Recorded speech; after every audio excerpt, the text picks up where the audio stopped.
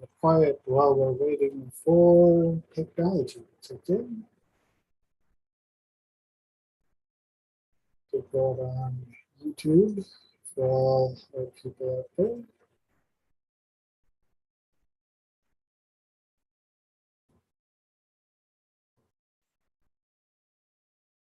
And bada bing, bada boom, we are live for Triple T number 73 on May 23rd, 2023.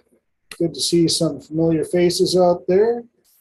My name is TJ Zebel. I lovingly refer to myself as a professional problem solver.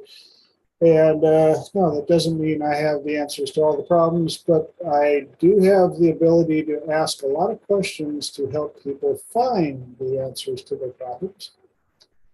Go through all the YouTube startup stuff. I do have a YouTube channel, TSWB Helps. For those of you watching live on there, thank you so much. Hi, Mom. Make sure that you click the subscribe button and ring the bell and leave comments, please. I appreciate those. I also have a website, thetswb.com, thetallskinnywhiteboy.com. I do offer a free 30-minute consultation. That is your chance to get a hold of me and 30 minutes of my time for you to ask whatever it is you have questions on. If you need help with something, I will do my best to make sure that we know that we're a fit. If we are not, I will find the best referral for you. And that takes us all the way through all of the webinar introduction, yada yadas. So I'd like to start off my triple T's with asking anybody on the call any ahas, epiphanies, events they would like to share from the last 7 days since we saw your smiling faces. Lights off. I was like, I'm good.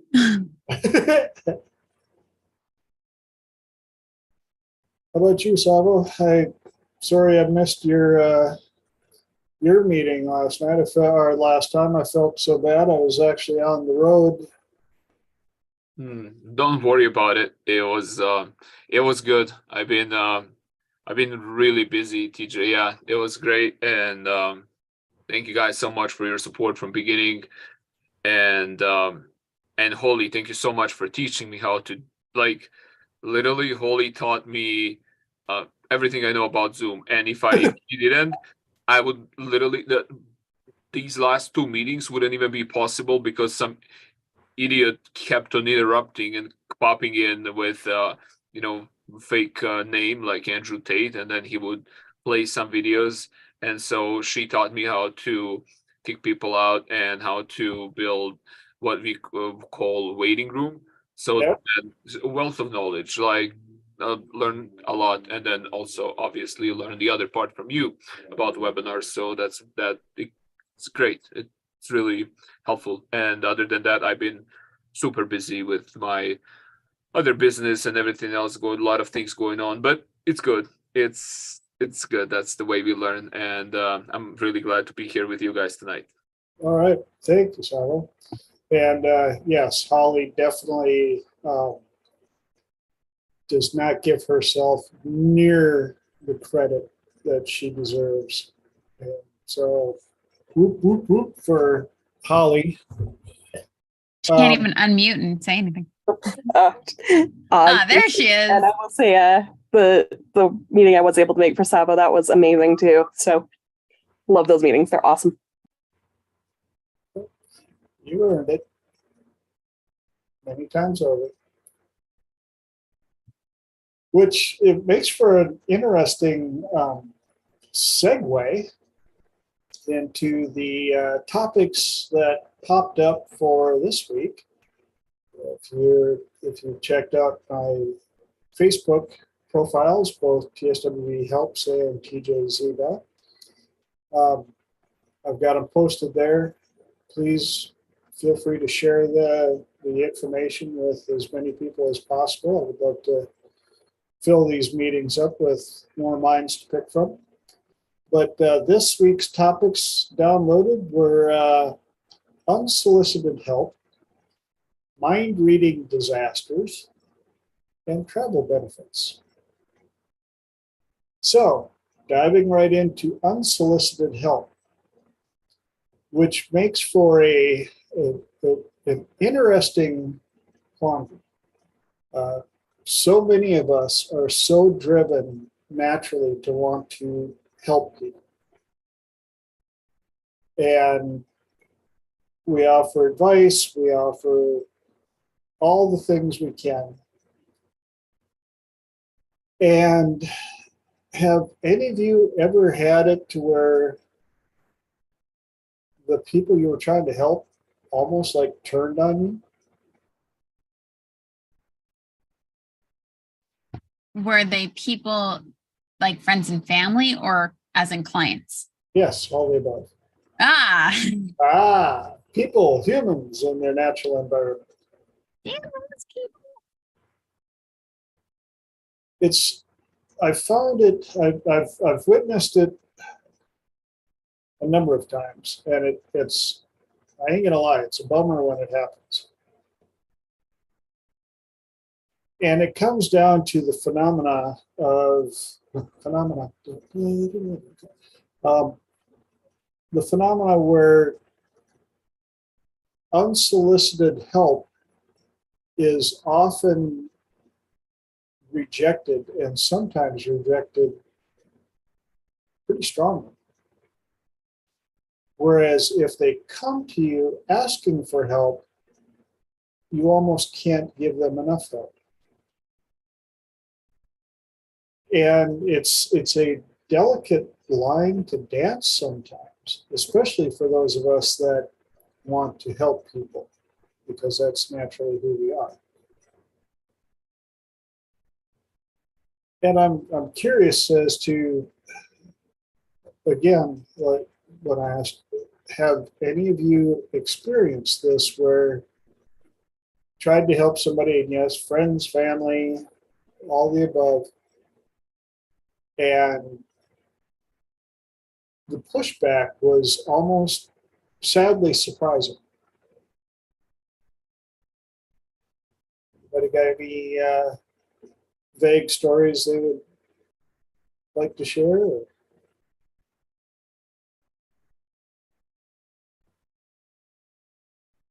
I did find that before I started to do the inside work of helping myself, when I would try to offer help and people would push back, I was like very timid. I would step down. I would really take it very personally. And I would also take it that I was stupid.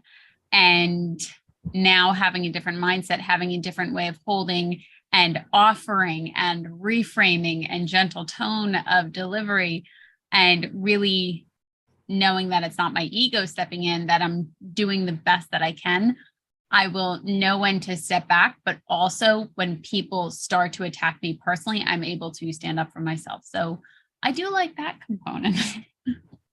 Yes. Yeah. I'll jump in and say one too.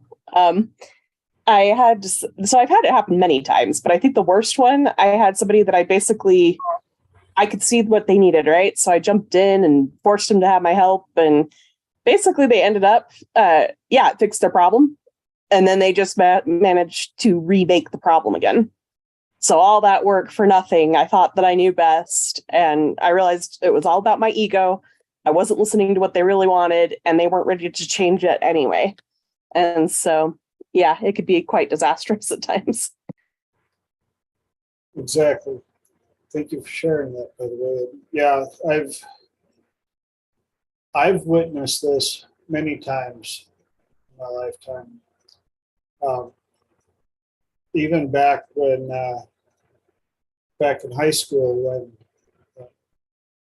trying to protect women from certain guys that they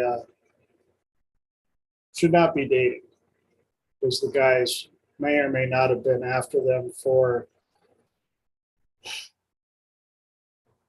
one item, basically a notch on the bedpost. And of course, I'm trying to help them, but it was unsolicited help. And when it all went down and they got hurt, who were they the maddest at? Me. Like, what the? I'm the one that tried to protect you. Well, it was easier to be mad at me than it was the person that they went after, because that would be admitting that they knew they made a mistake. How dare I try to chime in? Zebel. I was just giving you heads up, like thumbs Oh. up on that. That's it. Nope, that's okay. I just want to make sure I appreciate input. So, and you know, when you're young like that, you don't quite. I don't know. Maybe it's just me, but I didn't. It took me a while to figure out the process, and then during one of our trainings, Dr. David Snyder brought it up about unsolicited help and how it's one of those, because it's unsolicited, you have to approach it very differently. It's kind of like door-to-door salesman. It doesn't matter how good the product is or the price. We didn't ask for it. Why are you here? And so that makes it one of the harder, well, if not one of the hardest sales type jobs. And so you have to figure out ways to circumvent the request for help. Instead of offering your help, you ask them for help. Because everybody loves helping people. Knock, knock, knock, why are you here? Sorry to bother you so late, or sorry to bother you at home, but I was wondering if you could help me. I'm trying to get a better understanding of da-da-da. Oh, so you're not here to sell me anything? I kind of am, but I would like your help first. And it's funny how it applies also to the salespeople in like Sam's Club or stuff like that. Hey, who's your cell phone provider? Hey, yeah, you know, what kind of gutters do you have in your house? And I watch them and I watch their numbers and I'm like, good, you're getting 1 out of 70. And they consider that good. And I've managed to teach a couple of them that were open-minded enough to try a different approach. Where it was, excuse me, could you help me for just a quick second? I'm new to the area and I'm trying to get a better feel for the market. I'm just curious, who's your cell phone provider? All of a sudden their numbers quadrupled. And ironically, one of them got in trouble for doing it that way. Because they weren't following the script that they were taught. I was like, wow, so you were too productive. And when you told them how you became too productive, you got in trouble because you weren't doing it the way they were telling you to, which wasn't very productive.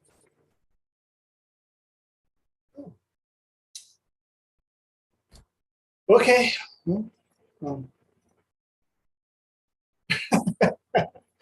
Yes, thank you, Elijah. Please don't become a scripnotist. Yes, definitely there are times that you can follow a script, but it's usually in a movie. It's usually what? What did you say? I'm sorry. In a movie. Yeah, stick to the script. Other than that, stick to what works. Even, I'm going to chase a squirrel here quick. A lot of the trainings that we put on, and I see people feverishly writing down all the intros and all the scripts and everything. And I'm like, okay, be careful. It's almost like cooking. Don't karaoke the script. Figure out what the mechanics are behind on how it works, and then act it out with your personality. So when I was first starting, I actually would take excessive notes, and I still take a lot of excessive notes, but I did find I would write down people's wording to help myself understand it better. So I wouldn't necessarily come through and read it exactly, but when I would read it, it would help me internalize it more so that I had a deeper understanding of it. So that's why I was laughing, because I've totally done that. Yeah, but you did exactly the way you did it the best way. Write it down so that you have a basis to follow and take it apart, analyze it, and then using the mechanics, make it your own. But we had a number of students coming rolling through, and I've had a couple of students as well, that they're still using the exact same verbiage. For some, it matches and it's okay, but for some, I'm like, aren't you from like down south? But why don't you use down south language for your down south clients?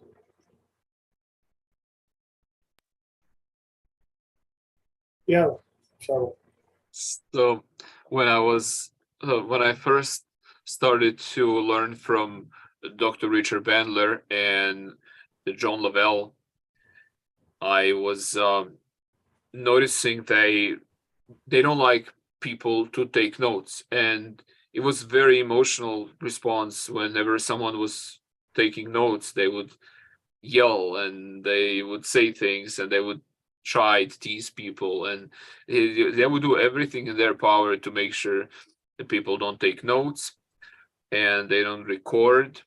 And in the beginning, I thought, well, maybe they just don't want all the material to be taken and used elsewhere.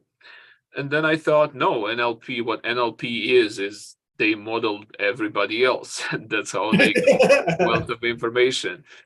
And then just getting to know Dr. Bandler later, when I started to assist with their seminars, I was just listening carefully, and I was looking at him while he was speaking, and I noticed a lot of little things. Like, he would literally say, let's say, if you're gazing this way where my hand is, then he would take that finger and he would scratch himself, like his face, and then people who are not looking, they would miss that. But sort of, what he was actually doing is he was pointing to himself. It's almost like, look here. And somewhere along the story, usually that embedded command would come, look, and then he would start talking about something else. He always wanted attention, full focus, and he would always say, when people take notes, they take away from that's what's going on in front of them. And for a long time, I wasn't really understanding that. What I was doing is I would sort of have an outline. So like you say, that you can embody that later, use your own words, and see how that really resonates with you. Have some sort of outline. And I think I still do shorter outlines when I go to seminars. I'm really excited to assist Dr. David again in I think this is with Killer's Influence in a couple of months. And when I go, and I really focus on making sure that everybody's doing their exercises, but also at the same time, I'm constantly learning from David Snyder, constantly, and he has also wealth of knowledge, and but also I'm looking at him and how he moves, how he talks, what words he emphasizes, and just how he feels while he's doing that. And sometimes I would just drift in the trance and sort of imagine myself in their body doing what they're doing, sort of then. And how would that feel? And it would really help me to get it viscerally, and I noticed the changes. I have a question. I noticed that Savo, Elijah, DJ, and Maurice all have that very much in common. You guys see things, but then you see them and then you digest them and then you see a completely different level. And Savo, if you ever talk with Elijah, the information and TJ one-on-one aside from Triple T, the details you guys notice. So I'm wondering, is this a male thing, or is it because it's a male teacher you notice things differently versus I notice things differently when it's a female teacher? So I would love Holly to chime in and Nancy to chime in on this one, because I am flabbergasted, because I've heard all the males say very similar things, that you notice these details and it just deepens how you all teach amazingly well. I love it.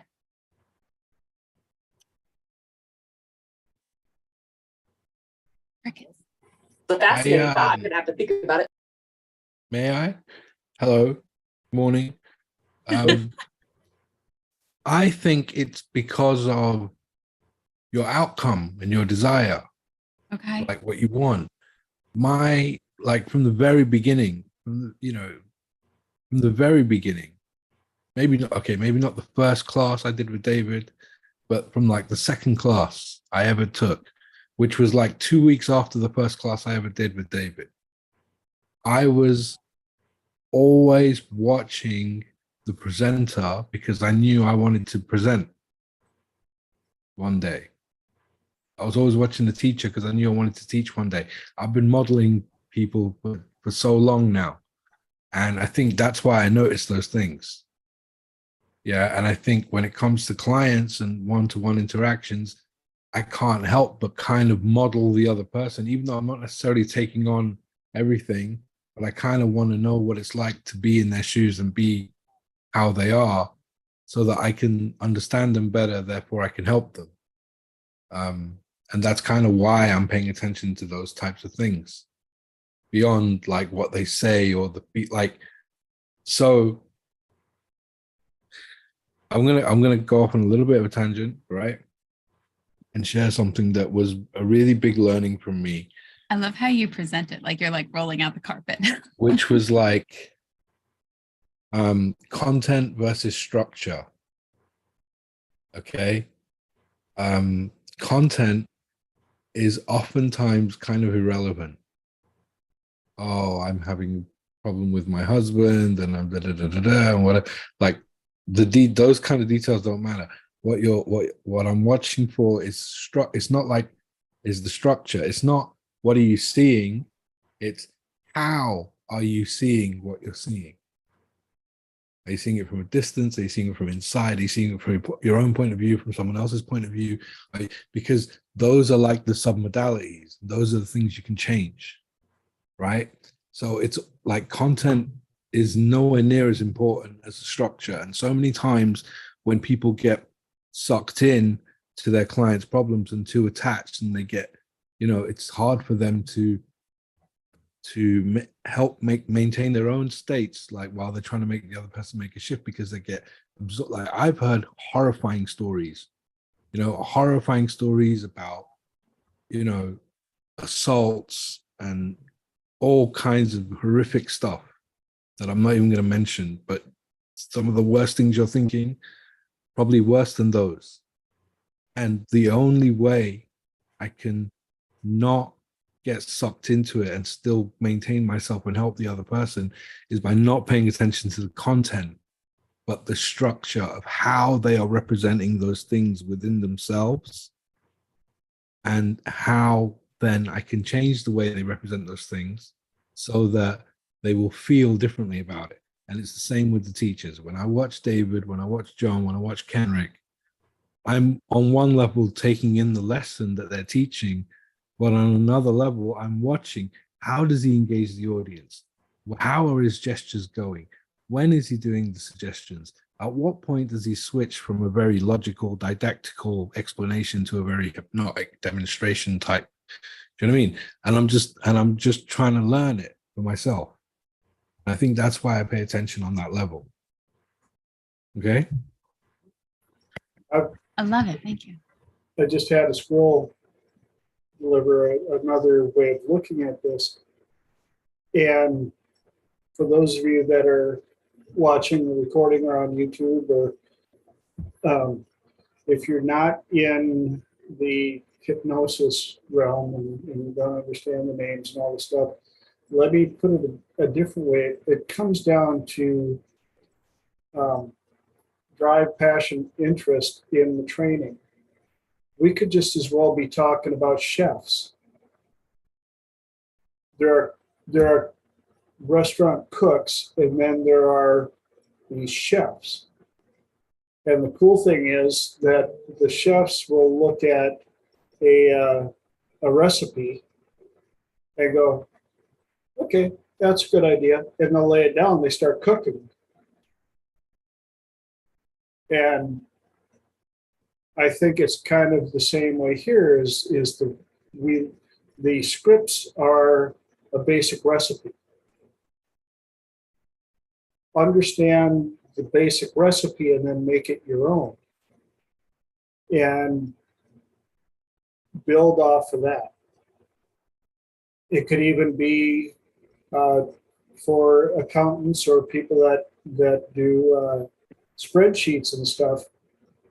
There are people that do spreadsheets, and then there are people that do spreadsheets like, oh my gosh, and they've got graphs and they've got this and they've got interactives, and or people that put together visual presentations and stuff like that.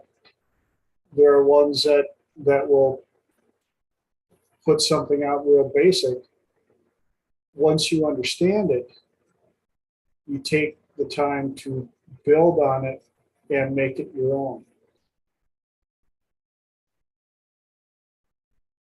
And I think that's kind of what a number of us have had the chance to do, is we've been around some of the greats in the industry and got inspired and continue to learn from as many different avenues as possible, so that we can combine what resonates with us and turn it into our product.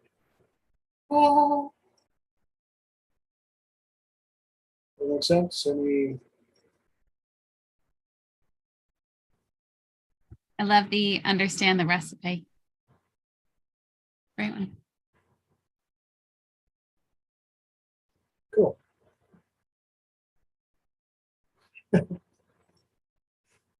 Yes, I have squirrels. I've got a whole forest of squirrels out there. So,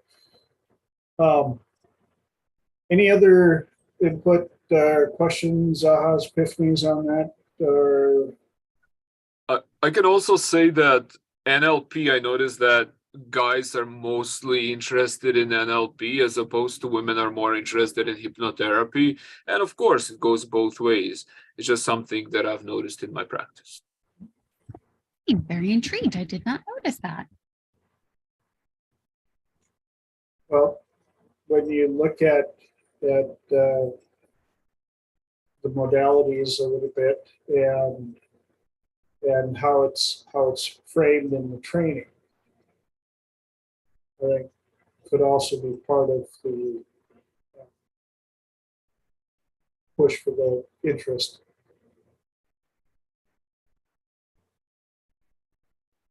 Speaking of NLP, how about we try the next subject of mind reading disaster? And one of the modalities in NLP is known as mind reading. I know what you're thinking. Oh, this is what that's what they think they're going to do. Or I know why you came here. How many people have been guilty of that fun little human experience? Pretty much everybody on the planet. And I get a lot of clients that have the same thing. Well, that's why they were doing this, and that's that they did this to me because, and I have to let them know, okay, that was a mind read. Well, what do you mean? Well, did they actually say that to you? Did they actually explain that to you? That, well, no, I just know. But you don't. That's the problem with mind reading. And there are different ways around it. Obviously, the one is ask. Would think it. But it also comes out with anybody that's been around me for a while knows how much I preach 3 solutions to every event, situation, or problem, which includes when you do a mind read, okay, that was one option. What are 2 other possibilities? But what? Like, well, I came up with one possible answer. What are 2 others? Yes, Elijah. Elijah posted, what are my favorite questions? How do you know? How do you? And the look on their face is usually, one of a few limited, but well, I just, yeah. And so I had to help a client out with that today. In case you guys don't know, a good portion of my triple T topics typically show up the same day, because I have clients, certain clients on Tuesdays and Wednesdays, and my wife has asked me a couple of times on Monday, so what are you going to be talking about tomorrow on Triple T? I'm like, ooh, Oreo. She's like, what? She's a planner. She would have had, she would have had today's topics figured out about a month ago. God bless her. Then she'll ask me Tuesday morning, so what are you talking about tonight? Oreo. And then usually they get posted about 1 o'clock. So, I've had a few people, well, why don't you post them earlier? I'm like, because I don't know what they're going to be.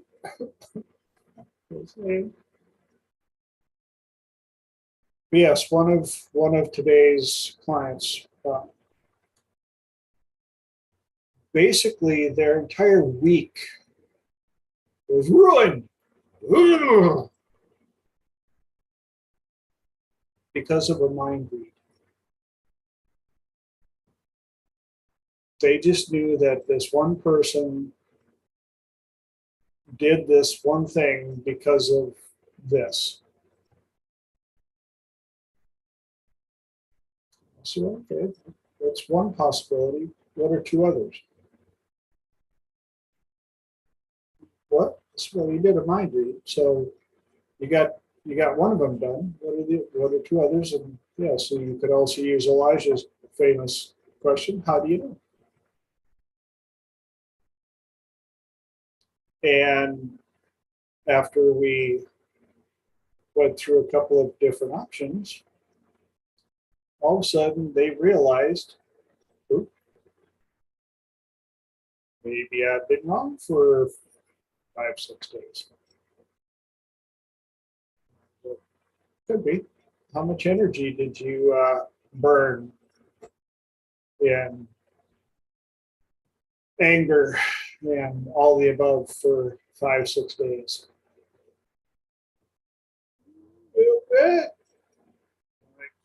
A little bit like I don't know, like compared to what? Like there's a little bit of water in the ocean. There's a little bit of sand in the desert. What are we talking about here? Well, what just made me mad.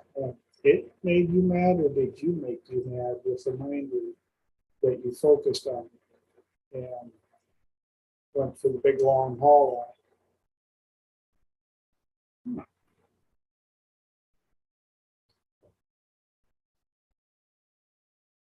And I think everybody's been guilty of that at one point in time. Yes, was that, yeah, that Elijah said, please note, we are not vilifying when people do that. We just want people to catch themselves in the act sooner. Absolutely well said. Thank you for pointing that out, Elijah. It is a human condition. It is normal. Trust me. Still deal with all sorts of mind reads of my own. And I have to sit there and talk through them myself. So you should hear some of those conversations. Not like trying to be the passenger and the driver of the vehicle at the same time and arguing back and forth. But in the end, I think it also comes down to making sure you recognize it doesn't matter how much you mind read. You're not bothering them at all, for the most part. You're just drinking the poison and continually adding to it. And then wondering why you're sick and why you're so wound up and wound out and angry and having trouble sleeping or whatever. And one of the things that I've learned to also remind people, especially with mind reads, is in the quantum of possibilities. Yes, those people that know me well have heard this many times. In the quantum of possibilities, remember, best case scenario is just as possible as worst case scenario.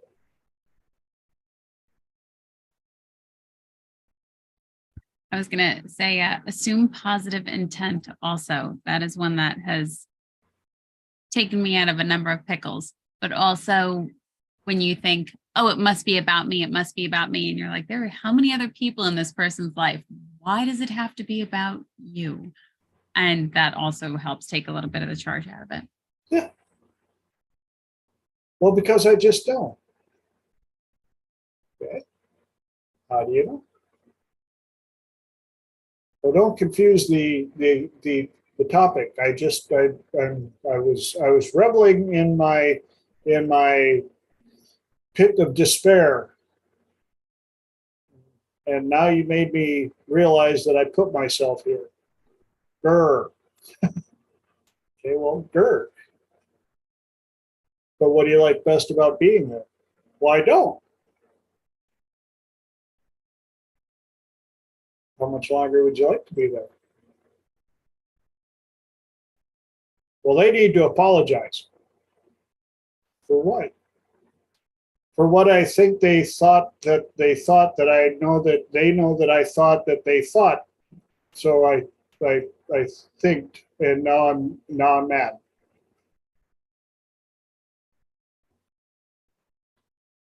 Kind of like when your partner wakes up mad at you because you did something in their dream, and you're like, "What? It was a dream." "Yes, but I didn't like your tone." It was a dream, and now you're making fun of me. That emotional refractory period is a I'm gonna go have my coffee outside, I think. Yes.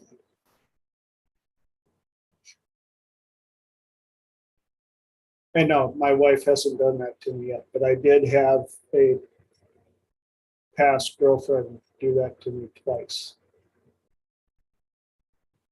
In fact, we weren't even living together. I got a phone call like 3 a.m. "Yeah, well, cray.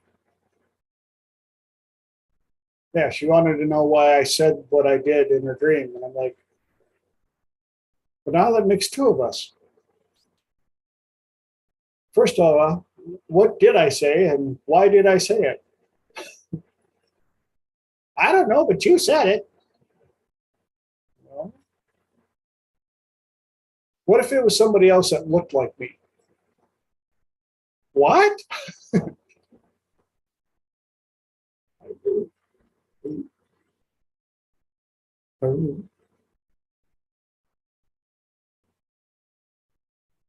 Yes. Stepped away from the bomb on that one. But I'm sending her all love and good things. Any other questions, comments, epiphanies on that subject before we? Yes. Sorry. I noticed something about, and this is what I learned from my clients, people who have trauma, especially deep inner, let's say childhood traumas, and a lot of times what happens as a consequence of that, people lose trust. And Elijah, I know that trust is nominalization, but it's easier to explain it in this context. And when people lose trust, then what happens is they shut down. In other words, they start to believe that communication will not fix the problem. So they don't try to communicate. Also, they have fear of, if they try to express themselves or be vulnerable enough, they might get hurt like they have, and the trauma will be triggered, and it's all these pictures blown out of proportion will come flooding forward and horrible emotions follow it. So what they do instead is they keep that stuff inside for themselves, and they assume, and assumption is just another word for mind reading as far as I'm concerned. As also, mind reading can be very positive. Like, you can be telling a story to your client, you can be looking at your client, the way they react to, and when the emotion comes up, as if you're using that mind reading, if you're using with a full awareness and wealth of your own knowledge, and you bring that to the table, that's different because you're doing it on purpose. But if people are coming out of, because you're coming out of love and connection, you want to help people. But if people are coming out of from fear, which they usually do when they have trauma, and they mind read because they assume, because they're just maybe sometimes too afraid to ask, and then those people will tell you something like this: "Oh, you should know that. Oh, you should have known that, and everybody knows that, you know."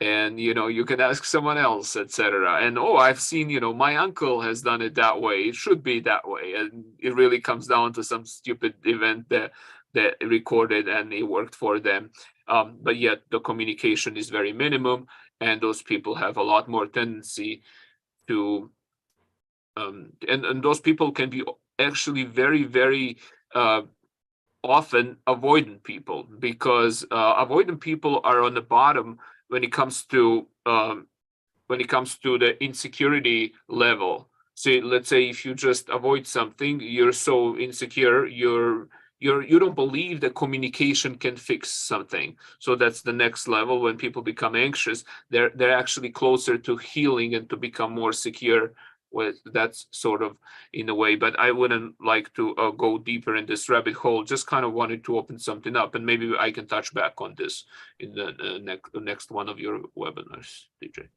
That'd be cool. And I appreciate you sharing those insights. That's the interesting part about what we do, and especially when you start studying NLP and realizing how much there is to language. It was fun watching students come in and they're like, oh, I just did, and all of a sudden by the third day they're like, you can see smoke coming out their ears and their brain is frying because they're just like, oh my goodness gracious. And they start seeing the matrix of conversation and the building blocks and how people put beliefs and language together, and what it takes to, once you get a grasp on that, how much easier it is to reach an outcome through conversation. Yes, Lynn. I just want to point out the benefit of when you're working with a coach, or when you're even having a conversation with a friend who is very passionate about this topic, or about helping in general, they will pick things out that you had no idea. And I was very much a proponent of, I'll figure it out on my own. I can hustle by myself. I don't need anybody. And even in other conversations that I still have to this day with other people, they will pick things out and they'll pick out the next step that I need, or then they'll show something else that I did not see. For as keenly aware as you can be, it's still incredibly beneficial to work with people who are truly passionate about helping other people. Well said. Thank you for sharing that. Yes, even the best of the best have coaches.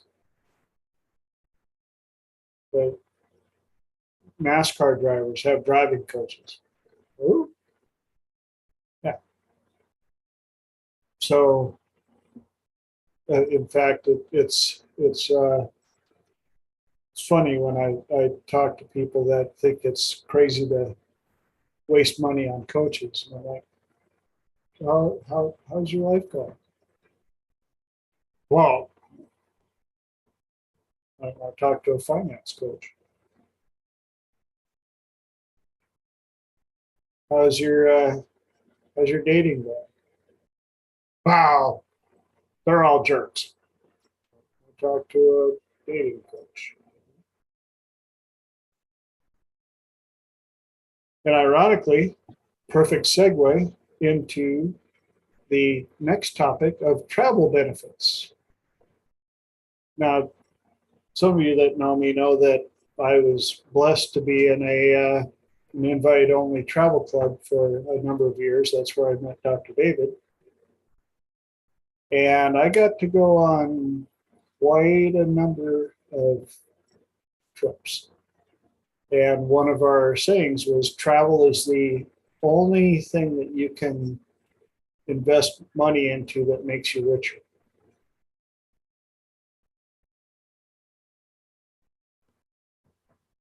And the reason I put that down is one of my clients was kind of reaching that fork in the road in their life, trying to figure out what they want to do. They're looking for their person. They're also looking to move. They're looking to improve their life. And got sold a bill of goods on this place where they're going to move to, and it's going to be awesome. It's going to be the answer to all their, da da da da. And they went there, and the reaction from their three brains was,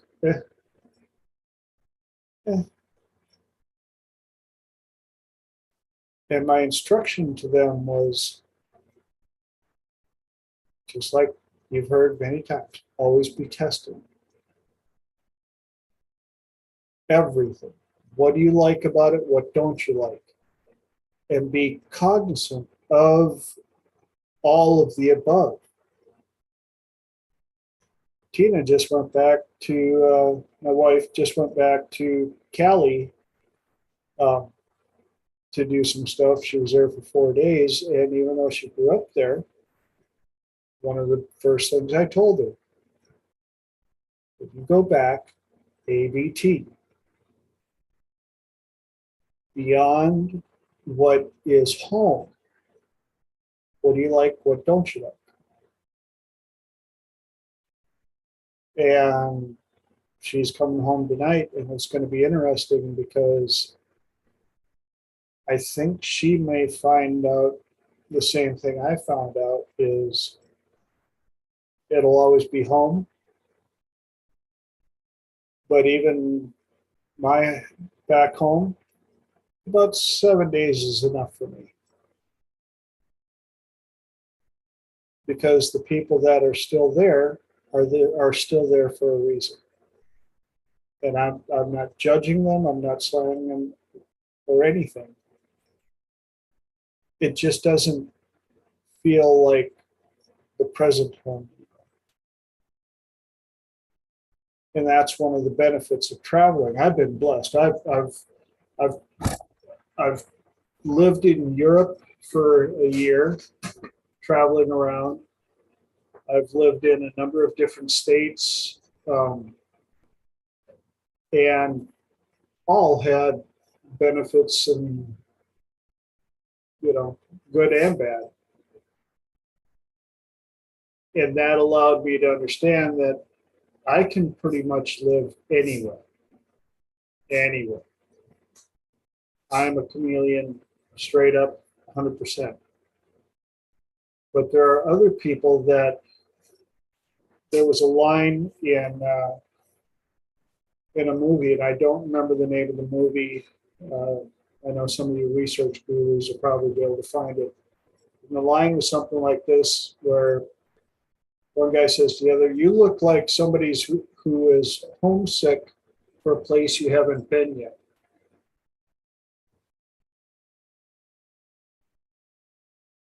Yeah, and I've felt that way. And that's one of the benefits of travel is I told my client, again, of course, ABT, ABT, ABT. What is it about the people? What is it about the town? What is it about everything? Build, analyze, deconstruct, reconstruct your values and criteria. What is your outcome? What are you looking for? And make sure that when you decide on a new place or a new person, that you're not dragging all your old luggage. It's pretty easy to move to a different location. And when I say don't bring your luggage, I obviously bring your clothes, stuff like that. But don't bring the same bad habits that made you hate the last place.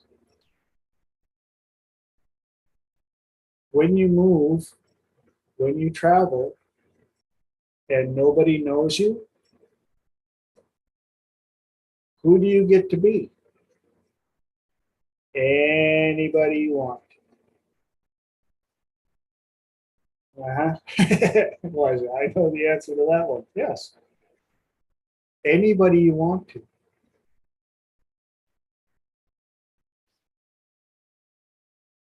Pretend you're in the witless relocation program.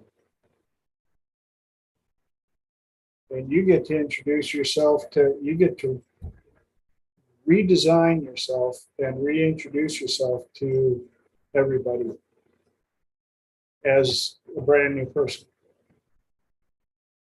I find that to be true. Also, if you're not necessarily traveling, but if you're going to different networking groups and if you're going to different groups altogether that have no idea who you are, you can quite literally step into whomever you want to be because they have no preconceived idea of you. And that's still a form of travel, isn't it? Right. That is, yes. It's a brand new environment. And that's another, oh, Elijah said, I meant, what are you looking for? Yes, what's your outcome? What's important to you about it? How will you know when you get it? But also, when traveling, when looking for something new, what is it that you wanted to get away from the old place? When you're looking for a new relationship, what are you looking for that you didn't like in the old one?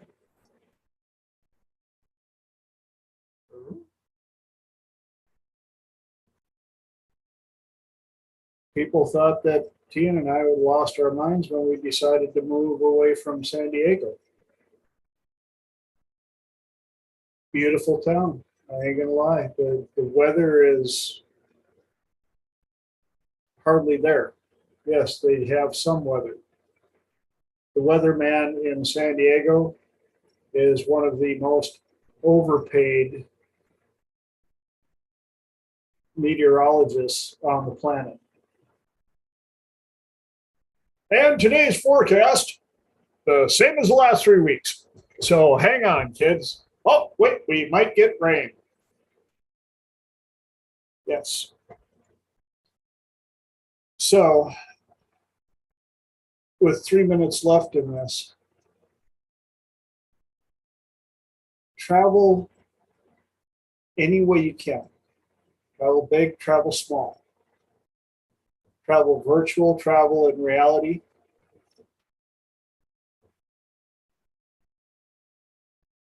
And utilize it as an everyday or not everyday experience. Turn all of that into an experience. I'm glad that you brought up BNI and groups like that. You know. Same thing with masterminds. Again, I will tell people, if you're not part of a group like that that challenges you, that pushes you, or find a group, find something out there to push you and make you want to be better. That's why I love having you guys here, because I know that for the first hour, I got to figure out something of value to bring to the plate. And for the second hour, which we are just a few minutes away, I get to learn from you guys. So win, and I like that.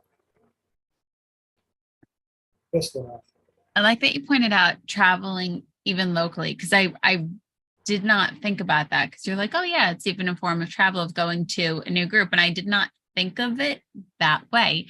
But I do think that it ties back to when you want to go out and make sure that you're really interacting and practicing the echo technique or practicing 3 magic questions on a regular basis.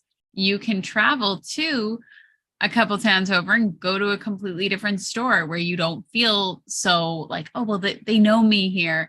And you can go up and you can start randomly talking to people, or even if you're traveling to go see family, to practice there, because that is a form of travel, but you also get to show up in a totally different manner, especially if you get in an Uber or something and you're just out interacting with people who have no idea who you are.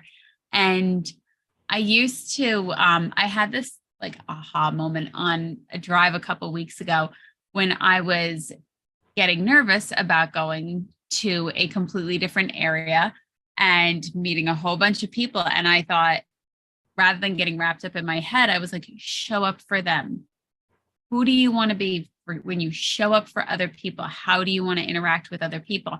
And that got me out of my head rather than like, what will they think of me? It actually brought me out, which was really, really, really super helpful because it stopped the gremlins inside. I love when that happens. Yay. Awesome. Anybody else got anything they want to share? Or are we ready to? I just want to say this, DJ, since I go to a lot of live events, both seminars or local just workshops, and it's very interesting. Last night I thought about you and this webinar that you have reoccurringly, and I was thinking about how hard it is to hold space for people, and I just want to make it short. Like, I really appreciate you holding space for each and every one here and what you do. So thanks for that. Thanks, man. That means a lot to me, coming from you. It does. Now that I'm all full of feels, we're going to open the platform. Anybody got any questions, topics, things that we can play with tonight? Yes, please. I have a question for you guys, all of you. And if you have something great, I want to hear from everybody.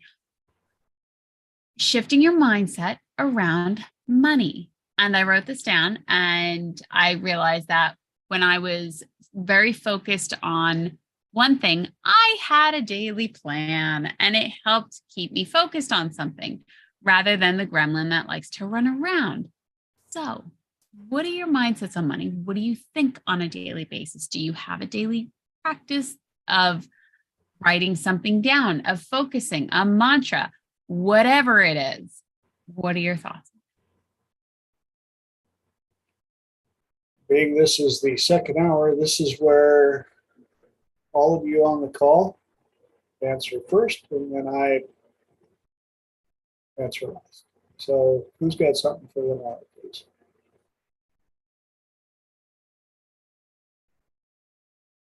Not all at once. So here's the reason why I want a daily practice, because I feel like it helps. Like, I do things in a very structured way. And I'm not completely structured, but I do find that it helps keep me focused. And I am hands down determined to shift even more than I have. And I don't want to take away from the fact that I have. I can share my experience.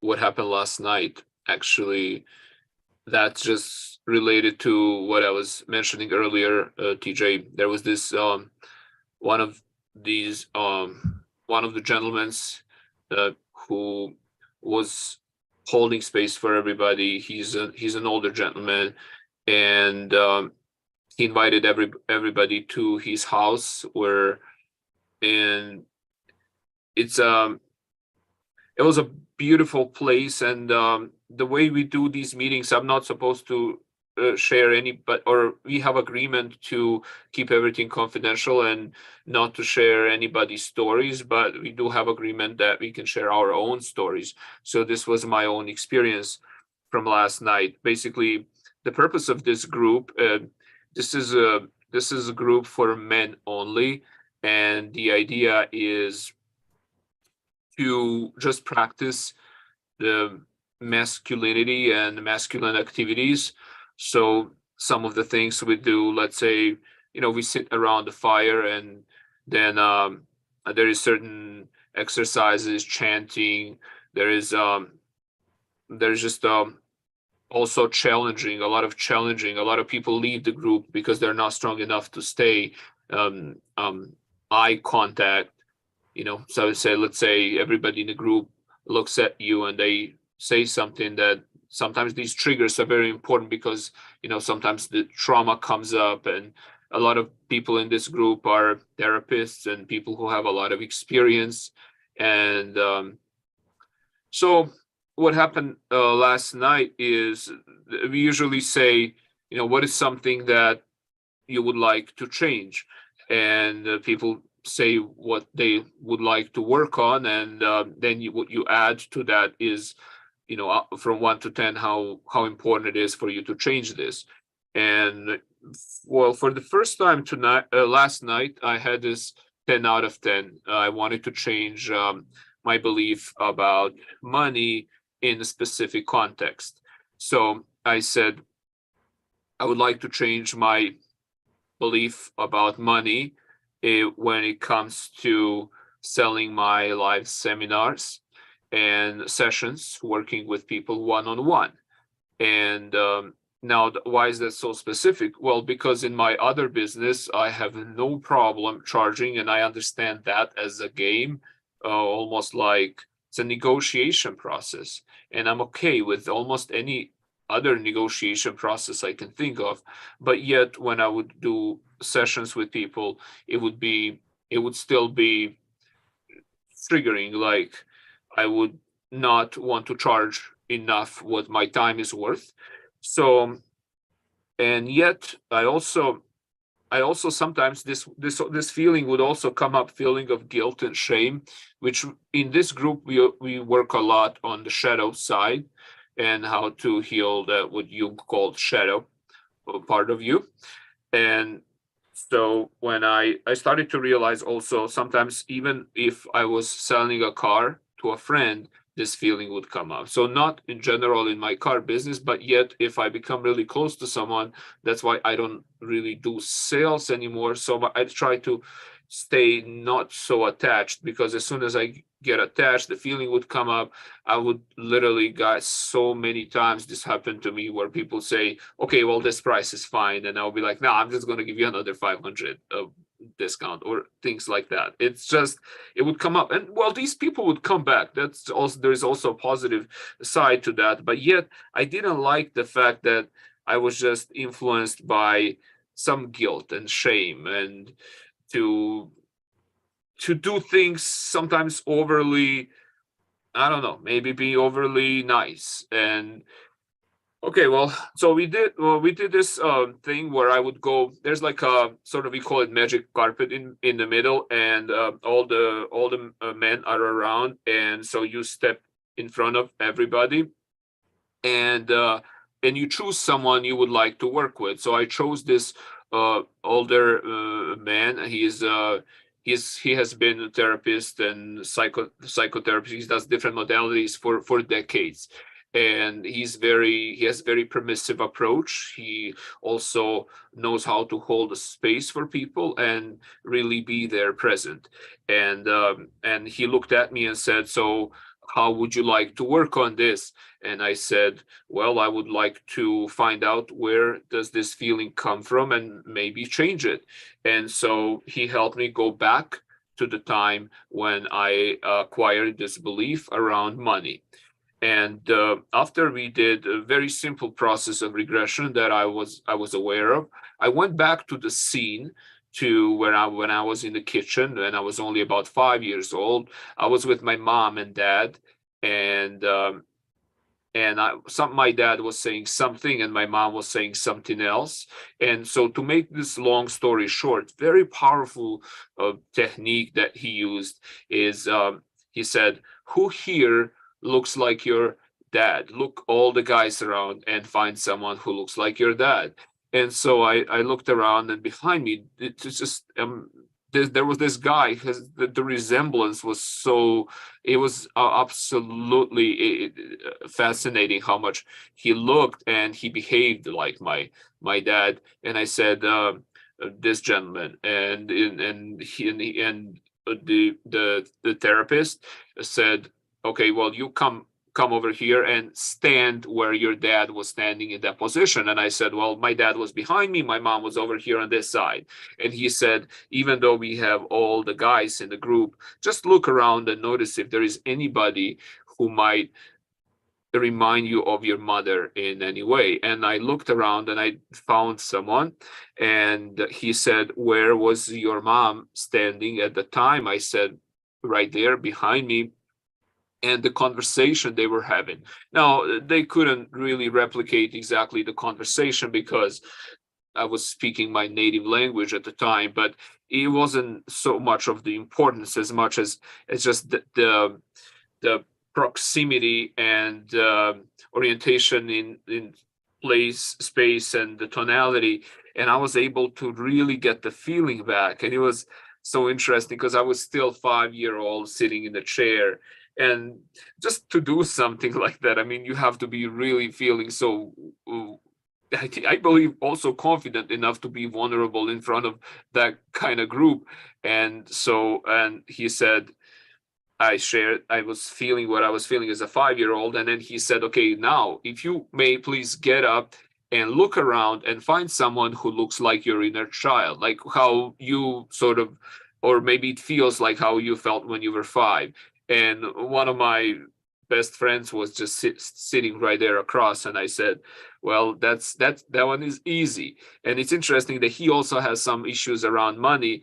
And he said in the chair, he was really happy because he knew what was coming. And what was coming is I got up and he sat in the chair. So he became me when I was 5, and I got up, and now I became myself, being 34 years old and understanding things that I understand now. Do you guys follow so far? Does this make sense? Okay. And Great.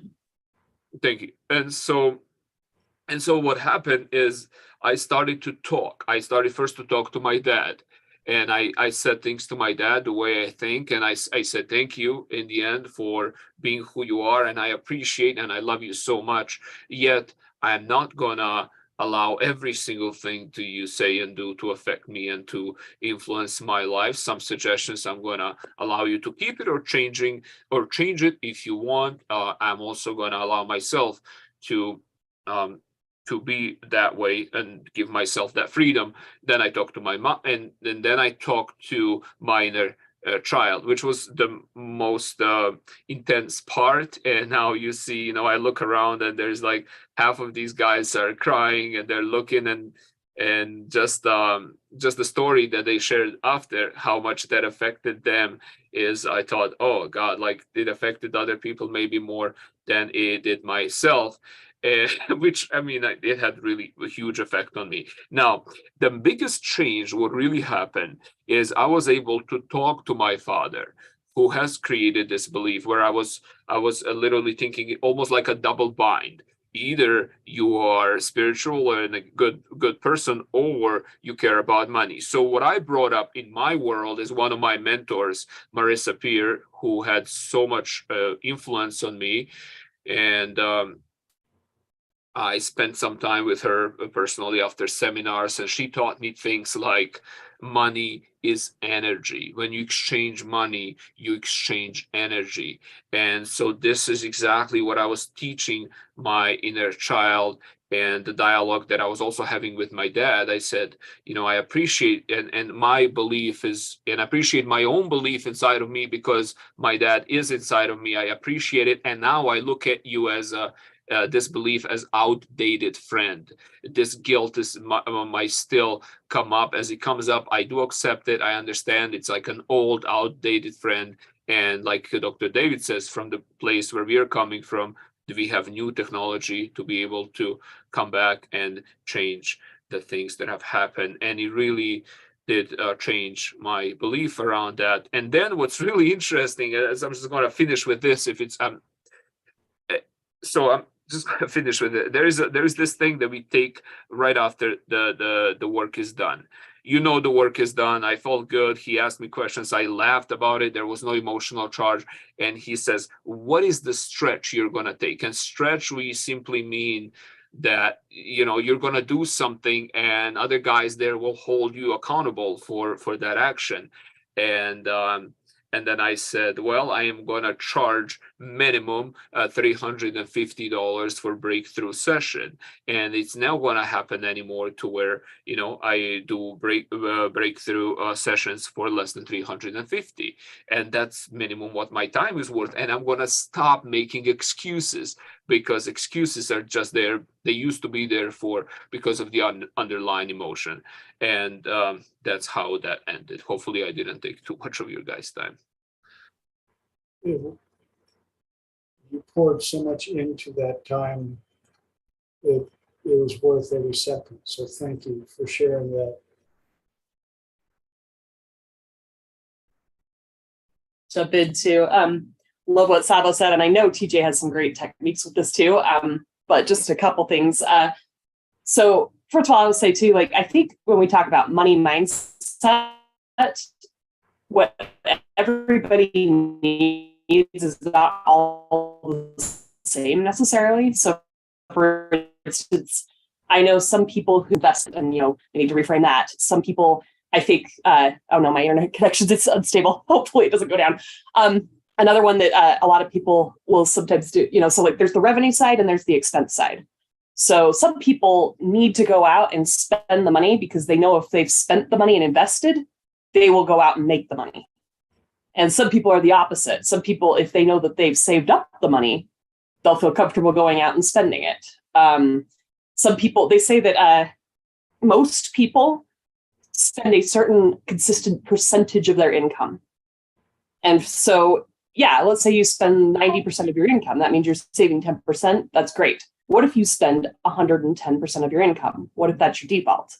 The best thing the universe could do is cut down your income until it teaches you to spend less, because the fastest way to go broke is to be making $1 million and spending $1.1 million every single year. There's feelings of deservingness. Is that what's going on? Or another one that goes on, I have a friend who's a musician who showed me this meme, and it basically said, what you think you're paying for and what you're actually paying for. So somebody thinks, oh, I'm paying you to host or to do DJ my wedding, let's say. What you think you're paying for is 3 hours of work. What you're actually paying for is they had to buy the equipment. They had to drive there. They had to drive back. They had to spend how many weeks practicing your set of music. They had to pay for years and years of lessons. They had to pay for their instrument, And so are you the kind of person that when you try to charge what you're worth, you allow the customers that don't think you're worth that because they don't understand your real value? Do you buy into their story? So there's a million different things that I think can affect mindset around money. And step one is just figuring out, what is the area in my life that I want to improve most? Is it a limiting belief? Is it me buying into what other people are saying? Is it I need to work on my expenses? Is it I need to work on my, I need to focus spending money on investments rather than on things that genuinely are expenses? Is it I need to focus on getting my revenue up? So anyway, kind of rambling, but just a few notes on that. All good stuff. Thank you. Appreciate that. Anybody else before I throw in my 2 cents? A couple of things came up, and and I suffered from lack of wanting to charge for years, because for me it was, well, why would I pay somebody that much, when I can do it? Why would I wouldn't pay somebody that much to do it, so why would I charge people to do, charge that much? And one of my good friends and mentors, Chuck Gerson, back in Cali, said his dad taught him business at the simplest level. You got to keep the lights on, you got to keep food on the table. So you buy something for $1 and you sell it for $2. That's business. And wow, how was because it took you time to know what to get, where to find it, how to find the customer. Call it a finder's fee, call it whatever you want. The other story that really impacted me was the story about Picasso in heaven. And this there was a lady that was an absolute art fanatic in heaven. She sees Picasso and she's like, Picasso, my favorite ever. Would you please do me a painting? Picasso's nice. So I was in heaven, and he's like, okay. He takes the thing and there you go. That'd be $500 because apparently they still have to pay in heaven. She goes, $500.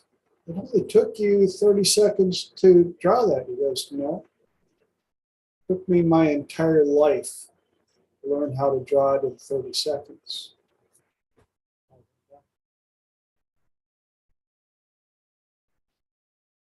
There are certain things that only certain people can do. Another quick story about mindset like that. Navy had a huge ship. Couldn't get the motor to run, or the engine to run right.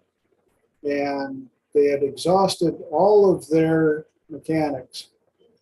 So finally they called this old mechanic who had retired about 10 years prior. He had been working on these ships for a long time, and the mechanic shows up and he walks around the motor for about 20 minutes. Finally sits down, grabs his tool bag, opens it up, pulls out a little hammer, walks over to this area on the motor, pang, hits it hard.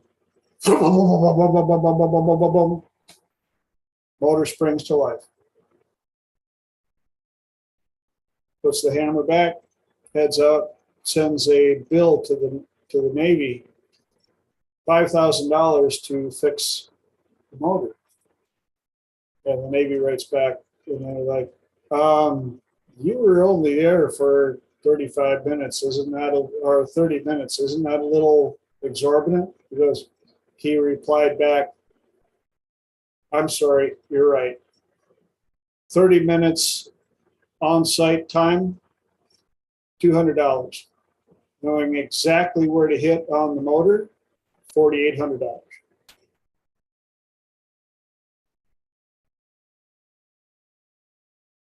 Know your worth.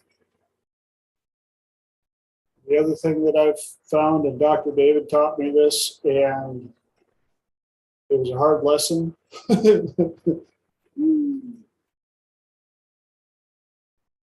And of course, me being a little stubborn at times, didn't want to believe him. But he told me that the $50 client is 4 times harder to work with than the $200 client.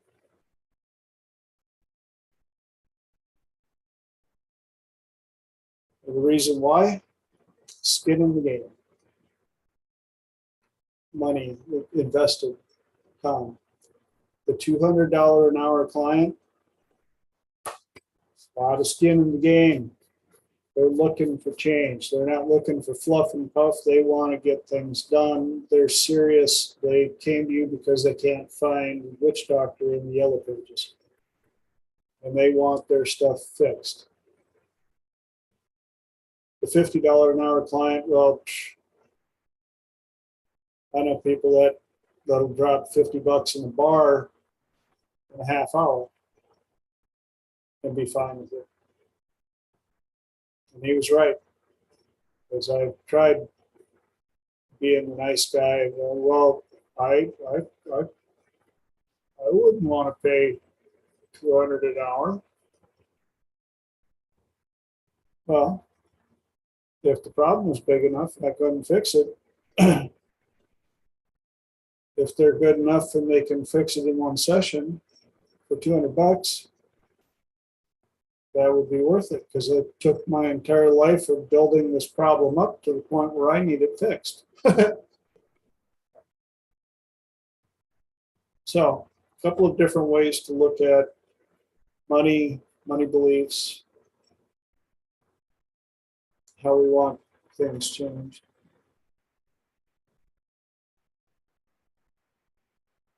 Anybody else got any input? Did you get enough info off of that one on? Welcome to our world. What'd you say? Welcome to our world. This is one of the places where you can get answers for free. Actually, it's not free because you still have to invest your time to be here. That's not free. Let anybody tell you it is. It's just what you are willing to invest it in. And I watch a lot of people investing a lot of their time in social media, and they wonder why they can't pay the bills or move forward. So I ask them, I'm not telling you can't be on the phone, you can't be on social media. What are you getting out of it? Who are you listening to? What are you filling your brain with?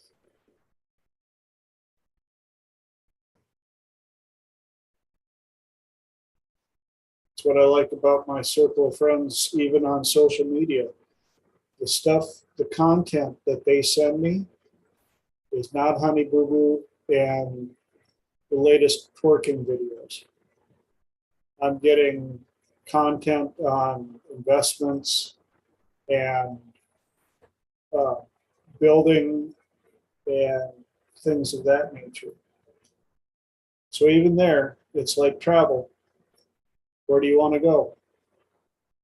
Who are you going to use as your travel agent when you're on social media? Who's sending you what? Thanks, Elijah. Actually, I'd be interested in seeing what you're finding, Elijah. Elijah's got very interesting investing stuff. Yeah, that's what I like about having a broad network of people. That brings us to 27 minis into your guys' hour.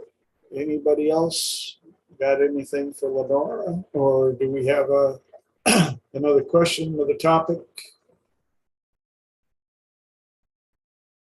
Come on. I know you guys got it. Yeah, I want to talk about building habits and just asking people's own personal experiences. If you have a new habit that you want to build, how do you go about it? I've read many of the books and I'm very aware of the common knowledge around this subject, but I'm just curious, people's personal experiences. What habits have you successfully built and how did you go about doing that? Okay, who's got something for Elijah?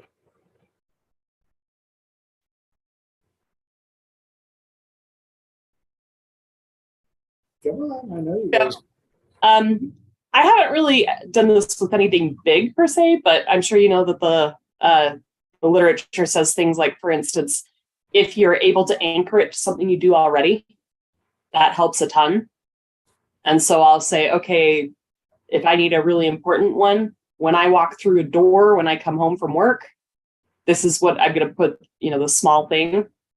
I'm going to anchor it to that. Another thing that really, really helps me is having somebody else keep me accountable. So like, for instance, for a while there, I actually did develop a really good habit of going to the gym. The reason was because I had somebody else who wanted to develop a habit of going to the gym.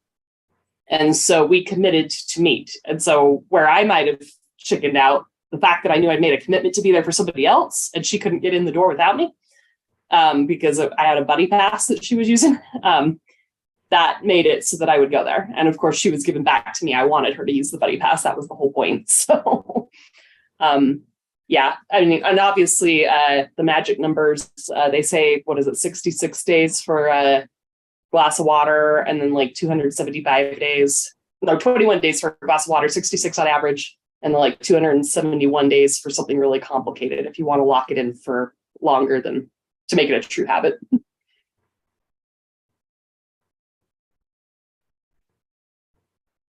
Yeah, so I would like to just notice something that has been constantly reoccurring in my life and share with you. First, starting from this general idea, that every time, well, I learned this from Marissa, so I want to give her credit for this. First is the two main basic rules of the mind, the subconscious mind or the unconscious, is the first one is the mind always goes towards familiar and away from what's unfamiliar. That's sort of the first, that's how mind keeps us safe, etc. So towards familiar, away from what's unfamiliar. The second rule of the mind, the less intensity, but yet ever so powerful, more powerful than repetition, is mind moves towards pleasure and away from the pain. So what she taught me is she taught me how to use this second rule of the mind, the pleasure and moving away from pain, to create habits. So, and this is sort of how it was working in my life. So I'm extrovert, maybe 60%, about 40% introvert. I love to spend time with good people, friends from yoga or the gym, or just maybe some people, some NLP guys in my area. So we get together and I would like to go to, I love to go to different places, different gyms, and a lot of my friends have memberships. Let's say they have, they can bring extra one person like for free, and I also have that kind of membership at the UFC gym. So I would bring a friend, and then that would go with them, and it would be fun. Like every time I would reward myself, even though I was professional athlete for such a long time. But I don't think that you want to just anybody wants to just sort of focus on the habit, because even if you form a habit, if there is enough pain and less pleasure, you're going to lose the habit. And so that's sort of what I started to realize, that if I just keep on reinforcing the fun, the pleasure, that the joy that I have around the habit, it's just, the life is just constant change, because I don't think we can ever say, okay, I got a habit, it's there, and now it's just going to keep going. It's not like driving a car. It's just something that we still every day have to make at least a bit of an effort to go and do it. And I think the easiest way is just pleasure. And yes, once you have enough fun and that it becomes familiar, and that's what the habit is, familiar. And so now you have both, and you have repetition also making it more familiar. That's the whole purpose. So I think just in the specific, every context is specific. For me, the gym is the one that I've been going a lot to the gym recently, and I can tell you that I would reward myself with really my favorite meal. I would go ahead and, even if I go just by myself, which I don't really prefer, I would go maybe join Brazilian jiu-jitsu class, which I love, and then after that, go to the sauna or steam room, take a shower, and just go and have my favorite meal, and maybe talk to someone on the phone who I really wanted to speak to, but I haven't in a while because I was busy. And these experiences around that, it better the whole experience, and just my unconscious wants to go tomorrow again and again. Awesome. Anybody else? I'll pop in. So when it comes to habits, especially for me, working out was one that I had avoided for a while. And I would say I'm working out, but I would be on my phone. And it became a very uncomfortable relationship because of what it meant to me. So whatever habit you want to build, what are you doing it for? And especially if it comes to the gym, of my underlying thought to working out was, if I'm working out, it means because I'm fat. And that's how I related to it, because I grew up in an environment, and I grew up in a world where working out meant you were not naturally thin. And because of that, and so on and so forth. So when I started to switch my mindset around what it meant, the game changed. What was important to me about it? Yes, I wanted to take care of my body, but why did I really want to do it? It's because I really wanted to feel good in my body. It wasn't that I was fat or I needed to lose weight or whatever it was. It was what was it going, why was it important to me? Why was I moving to do this? And even when as I'm talking about my mindset around money, what's important to me and how much of an intrinsic driver is getting me to shift into, I need to make new habits. I'm finding things that work for me that are no longer like working out. It's a non-negotiable. It's just a part of my life. It's a part of my day, like sleep. Building habits in for me are non-negotiables. These are things that have to get done, and I will not rest until they are completed. So whether it's even making sure I go to sleep, I don't know why. I don't leave dishes in my sink when I go to sleep. That's non-negotiable. Like my kitchen has to be clean. Weird something, but it's a non-negotiable. Why is it important to me? Because I like to take care of my house. I like to come into the room and have a clean kitchen. That's what's important to me. So whatever it is, find that intrinsic driver and it doesn't have to be like, oh, rainbows and sunshine. This is 10 out of 10. This is the best ever. Even if it's a 6 to a 4, what's important to you about it? And keep looking for, why are you doing it? If it's not that important to you, then fuck it. Like throw it out the window and find something else that's important to you and why you want to cultivate that habit. That's just my 2 cents. Awesome. Thank you for sharing that. And while you were doing that, Rada also put in the chat, what gets measured gets managed. This principle often gets applied to business situations. It can mean that simply examining an activity changes the activity by forcing you to pay attention to it, and can also mean that producing measurements about the activity gives you a handle on it, the way to improve it.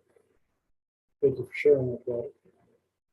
And one of the things I like about going last is hearing so many of you say exactly what's on my mind.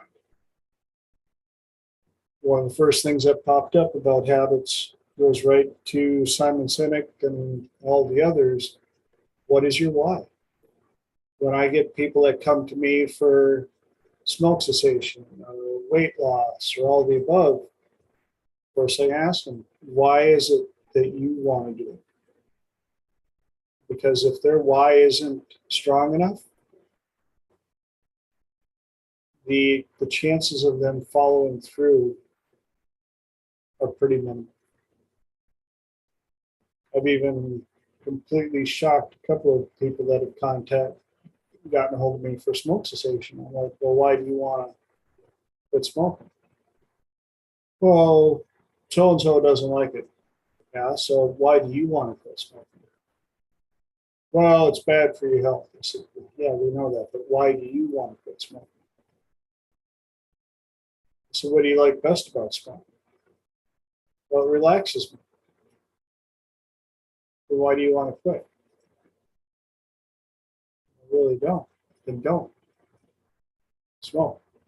And they're like, but I came to you to help me stop. I went, until you find a reason that's strong enough for you to want to quit,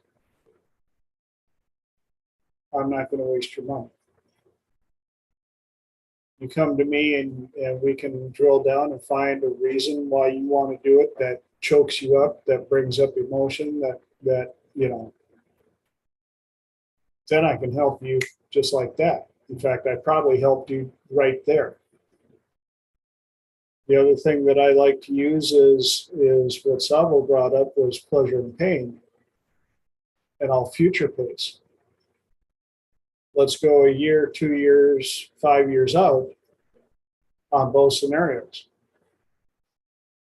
One scenario, you create this habit, you do this every day.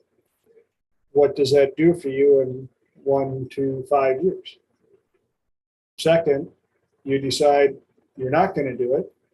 What does that do to you in 1 to 5 years? If there's not much change, habit's negotiable. If there's massive change, pick which one you want. Yes, Lynn. You can go, Sava. Oh, wait. It's okay. You can go first. One thing that also scared the bananas out of me was when I thought about myself at end of days, and that I would think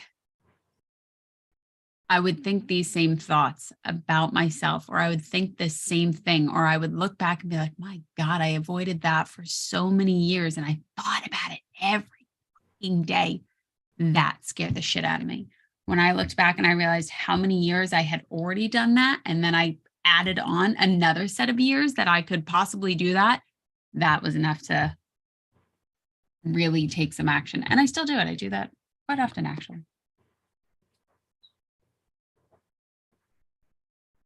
DJ, how I like that you said there is like two choices, and so you see yourself going downhill. Usually I like to, when I work with clients or myself, I like to put that on the left side, and sometimes it's like just a lot of pictures or a video how I'm going to be if I continue doing that for years, like you said.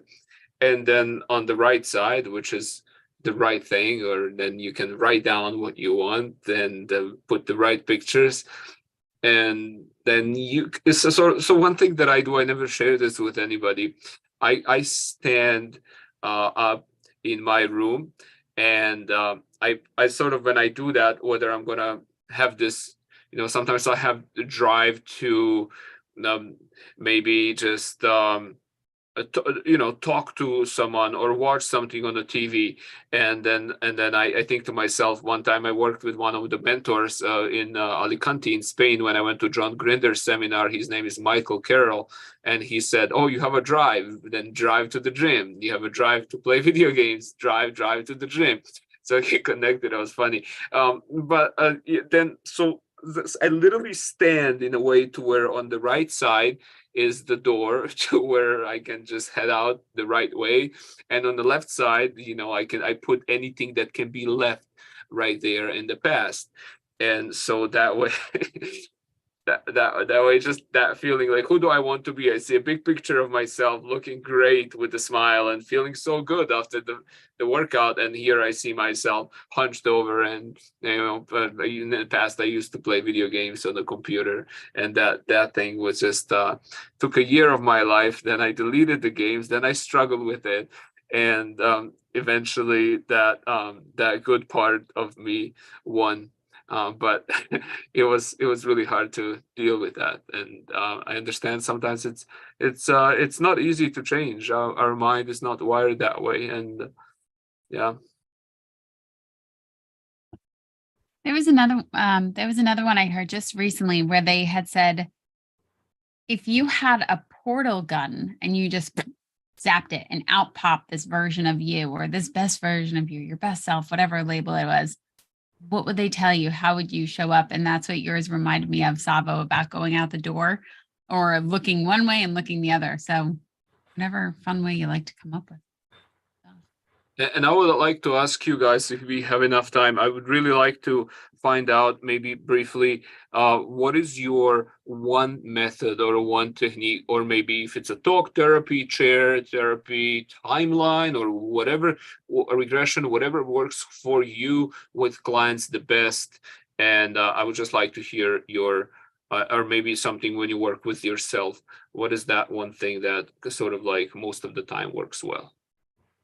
Before we jump into that, I wanted to throw out real quick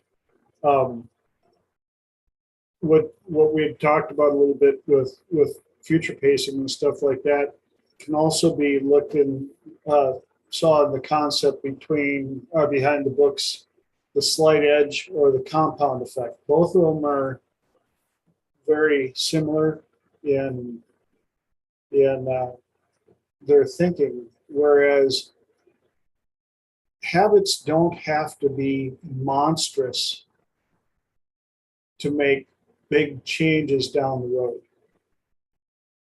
I love that scenario, where they said if a plane leaves New York headed to San Diego, but is off course by 1 degree,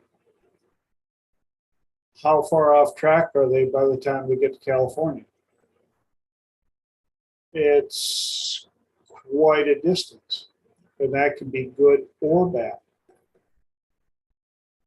And so it just keeps compounding. One of the things that Darren Hardy liked to ask, a few others, is eating a Snickers bar bad for you? Well, no. But eating 3 a day, then it compounds. So just like with building habits, that's one thing to look at. A lot of people think that they have to go from never working out to being a total gym rat and spending 3 hours in the gym. And that's when they burn out.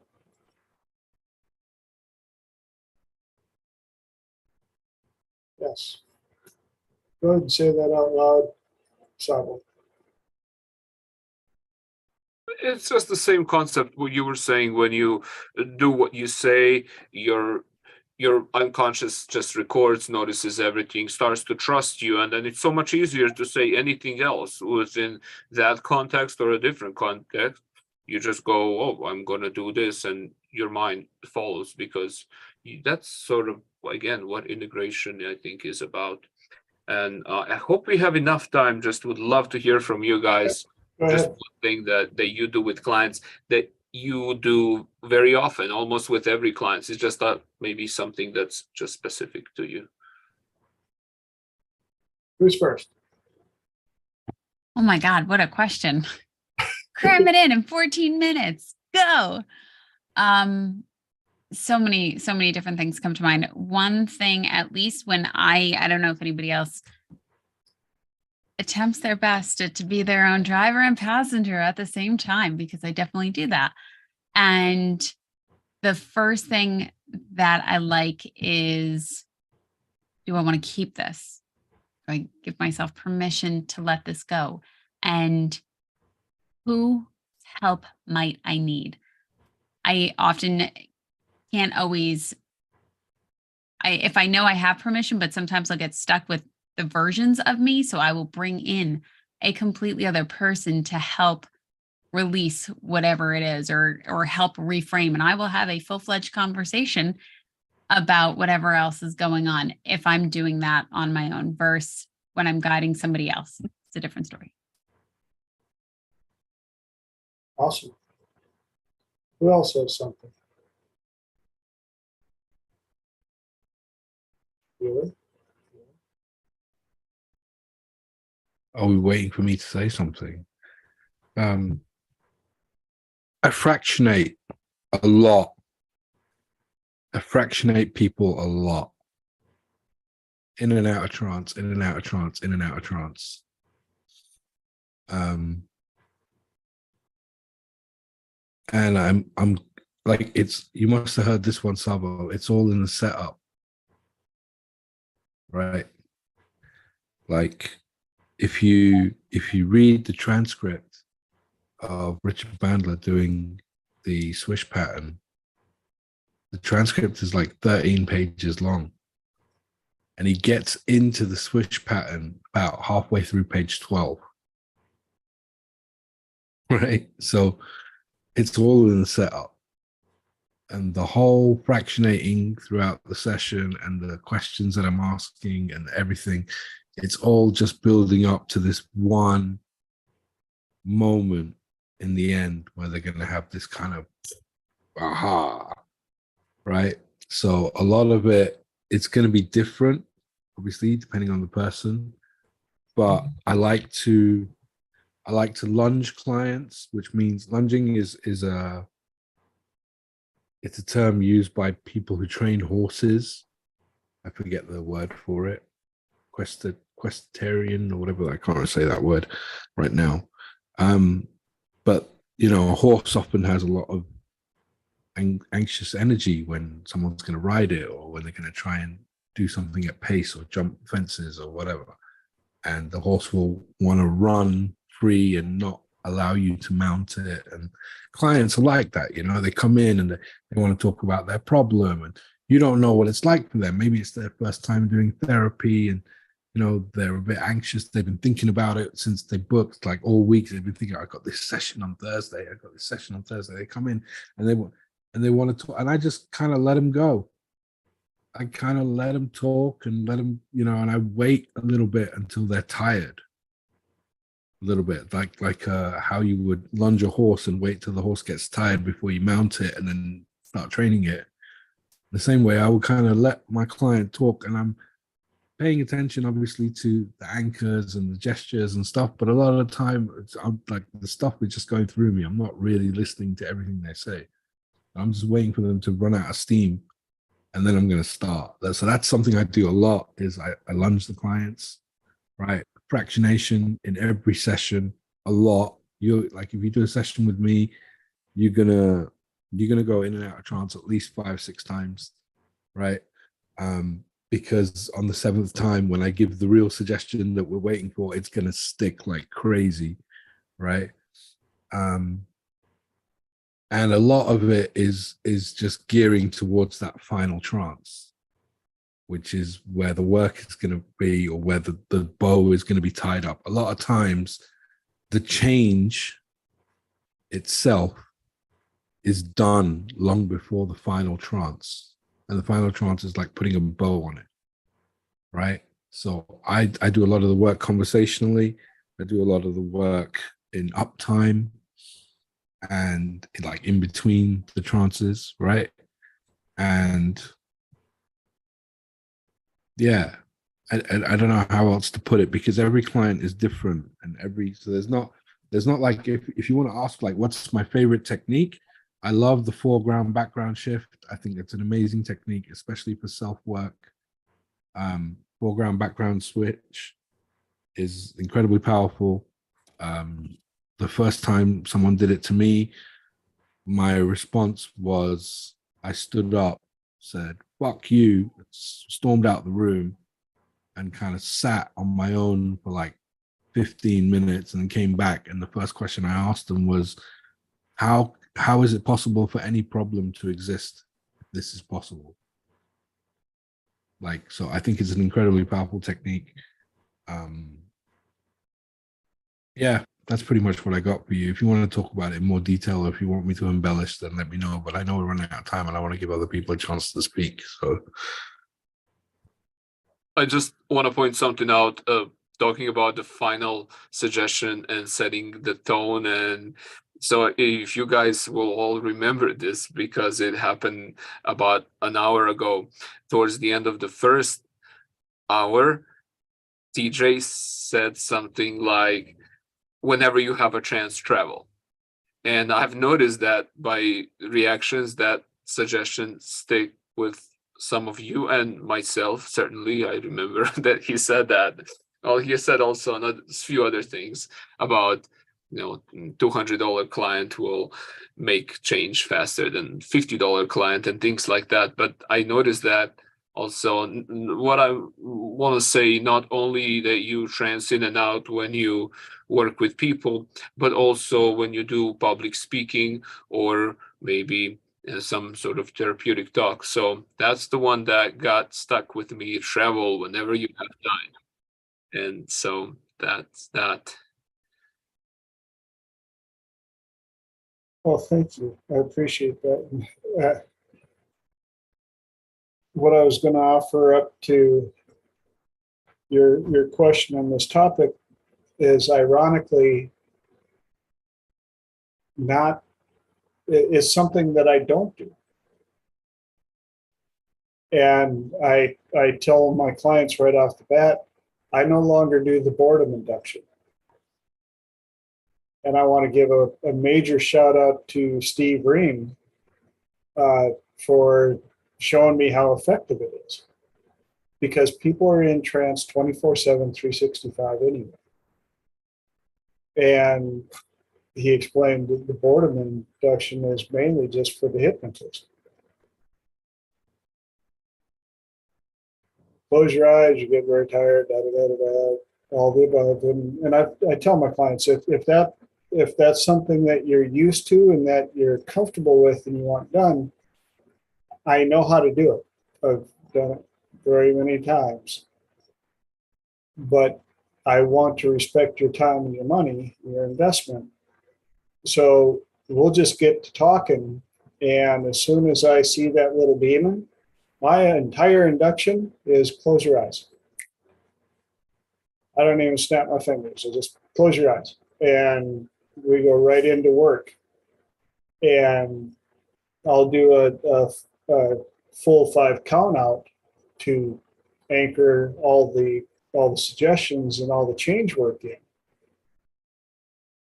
But it cracks me up how many people that come out of trance are like, oh, wow, went in so deep. And I'm like, yeah, and I didn't even have to sit there and waste 15 minutes of your time telling you how to relax. So that's my little deal. Other than that, like you say, sometimes when I'm trying to take notes, yes, stories as well. But when I'm trying to take notes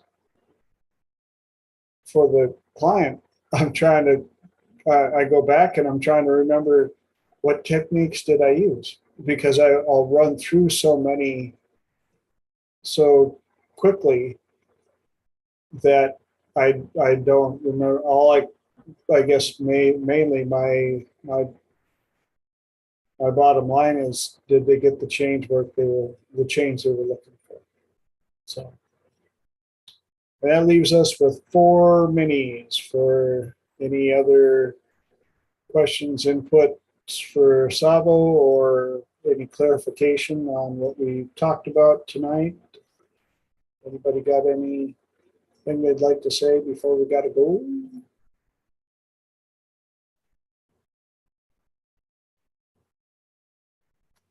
Oh, squirrel.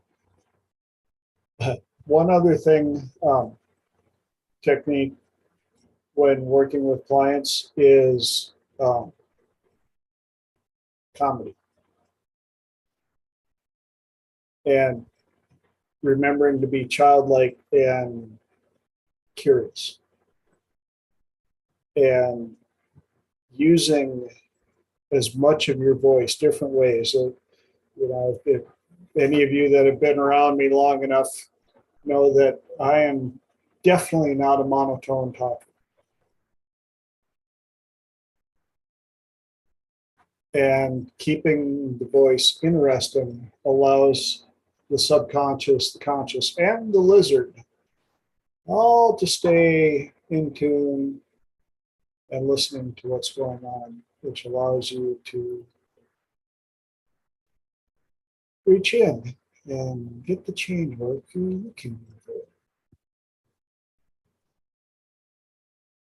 I just wanted to add that also, even having one-on-ones with people, like I've met up with Elijah a couple of times on Zoom, and to our lovely friend in New Zealand who's live on YouTube. I've also worked on, we go back and forth, and we've shared some stuff. I don't think Holly and I have ever gone back and forth. But you learn a lot. I've worked with TJ, everybody knows that. You learn a lot when you let other people in and they catch other things, like I had said earlier, but also they share a lot of other things. They're incredibly, incredibly helpful in explaining why they do what they do. And it just offers so much thought flexibility. I've learned so much from Triple T and so much from the people that are on Triple T. It is absolutely incredible. So thank you for having this, TJ. I've learned so much from you guys. And even in explaining and answering questions and teaching, it continues to solidify what's going on. And different connections, ahas come together. My whole flock of squirrels out there want to thank you guys because they've got so much stuff they want to share.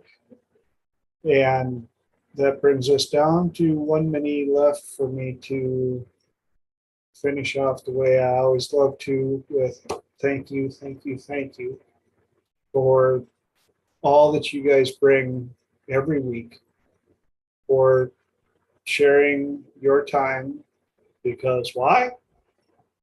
You've heard it every time. Time is the one thing that I cannot produce and give back to you.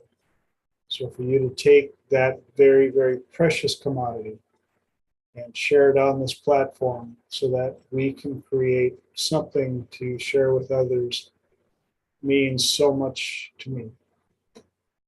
I got Squirrel just delivered something. Yesterday I was talking with a friend of mine and hit them pretty hard with a question of what is the richest land on the earth? Graveyards.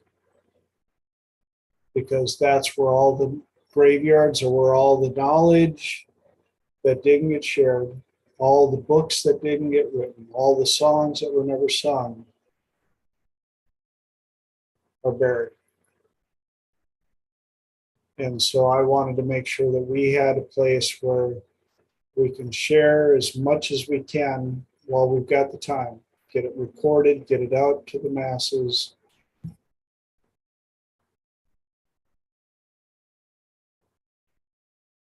And you guys help that. Appreciate that immensely. So hopefully everybody got something out of this. For those of you watching on YouTube, love you, Mom. And I will hopefully see you guys back here in 7 beautiful days. Go out and enjoy life, live well, be nice to each other.